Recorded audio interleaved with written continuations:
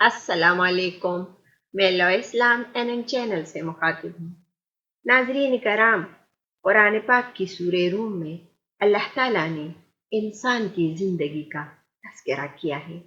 अल्लाह फरमाते हैं, अल्लाह ही वो है जिसने हम सबको कमजोर से पैदा किया है और फिर कमजोरी के बाद ताकत अता की है और फिर ताकत के बाद कमजोरी और ज़ईफी करार दी है और जो चाहता है पैदा कर देता है कि वो साहिब इल्म भी है और साहिब कुदरत भी है।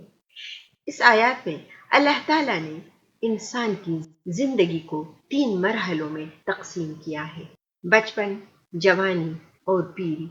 जिंदगी के इन 3 मरहलों में इंसान जवानी के दौर में बहुत से काम अंजाम दे सकता है, इसलिए कि ये दौर इंसान की ताकत और सलाहियतों की उरूज का दौर होता है। जवानी काम काज, सही व कोशिश का वक्त है। इंसान की जिंदगी में बहुत सी अहम तब्दीलियां इसी दौरान रोनमा होती है।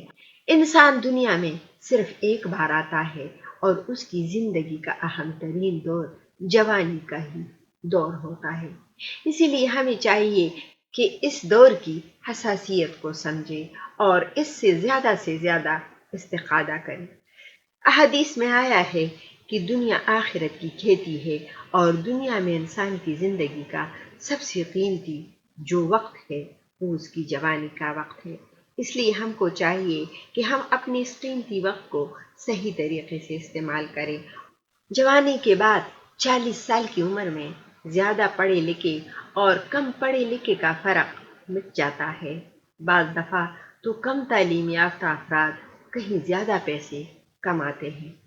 50 साल की उम्र में बदसूरती और खूबसूरती का फर्क खत्म हो जाता है और अपने जमाने के हसीन तरीन इंसान के चेहरे पर भी जुनिया नजर आने लगती है। 60 साल की उम्र में बड़े ओहदे और छोटे ओहदे की हैसियत खत्म हो जाती है। ब्यूरोक्रेट को रिटायरमेंट के बाद दफ्तर का चपड़ासी चौकीदार भी सलाम नहीं करता। 70 साल की उम्र में छोटे घर और बड़े घर का फर्क खत्म हो जाता है।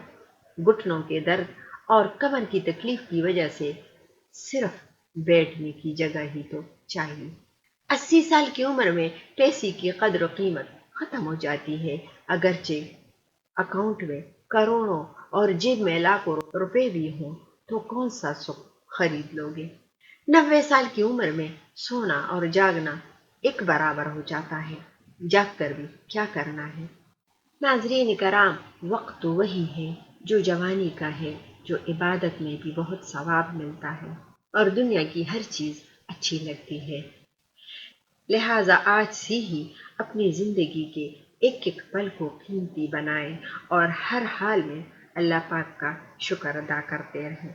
अल्लाह ताला हम सब मुसलमानों को शुक्रगुजार बनाए। आमीन। आप अपना बहुत सारा ख्याल रखिएगा, अपनी दुआओं में मुझे भी याद रखिएगा और लॉ इस्लाम एन चैनल को लाइक और सब्सक्राइब करना और शेयर करना ना भूलिएगा। बामानी खुदा।